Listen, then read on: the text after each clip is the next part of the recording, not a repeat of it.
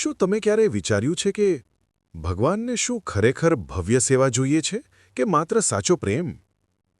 શ્રી મહાપ્રભુજીની એક સેવક અંધ બ્રાહ્મણીનો પ્રસંગ, જે સાંભળીને તમે ભાવવિભોર થઈ જશો.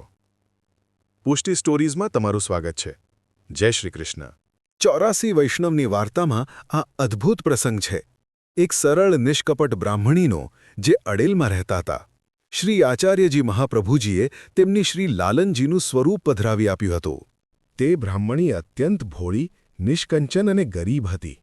આંખેથી પણ બરાબર જોઈ શકતી નહોતી. પરંતુ તેના હૃદયમાં પોતાના ઠાકુરજી માટે અતૂટ પ્રેમ હતો.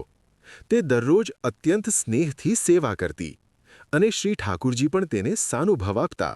મહાપ્રભુજી અને ઠાકુરજી બંને તેના પર પ્રસન્ન રહેતા.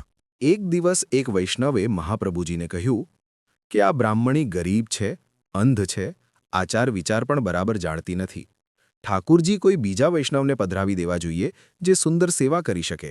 શ્રી પ્રભુ આચાર વિચાર કે ધનથી પ્રસન્ન નથી થતા. તેમને તો માત્ર સ્નેહ જોઈએ છે.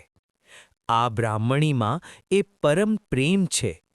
જેવી રીતે આ સેવા કરે છે, ઠાકુરજી તેનો સ્વીકાર કરે છે.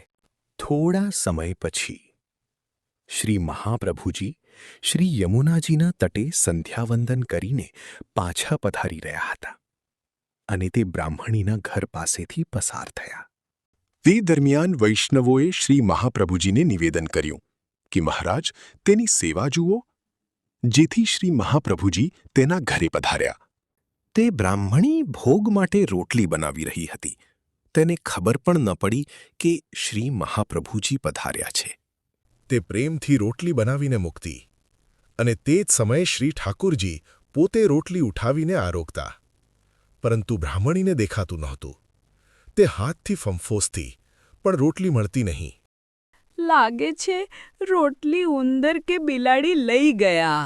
અને તે ફરીથી રોટલી બનાવવા લાગતી. આ દ્રશ્ય જોઈને મહાપ્રભુજી ભાવવિભોર થઈ ગયા. તારી રોટલી તો સાક્ષાત ઠાકોરજી આરોગી રહ્યા છે. તેને કોઈ ઉંદર કે બિલાડી નથી લઈ જતું. તું ખૂબ નસીબદાર છે. કૃપાનાથ, આપ પધાર્યા? મને દેખાતું નથી એટલે ઓળખી ના શકી. મારો અપરાધ ક્ષમા કરશો. આપની કૃપાથી જ ઠાકોરજી ભોગ સ્વીકારે છે. ત્યારે શ્રી મહાપ્રભુજીએ કહ્યું, તું જે રીતે સ્નેહથી સેવા કરે છે તેવી જ રીતે કરતી રહે. ઠાકુરજી તારાથી અત્યંત પ્રસન્ન છે. આ પ્રસંગ આપણને સમજાવે છે કે શ્રી મહાપ્રભુજીએ એ બ્રાહ્મણીના આચાર વિચાર પર નહીં, પણ એના નિષ્કપટ ભાવ પર ભાર મૂક્યો હતો.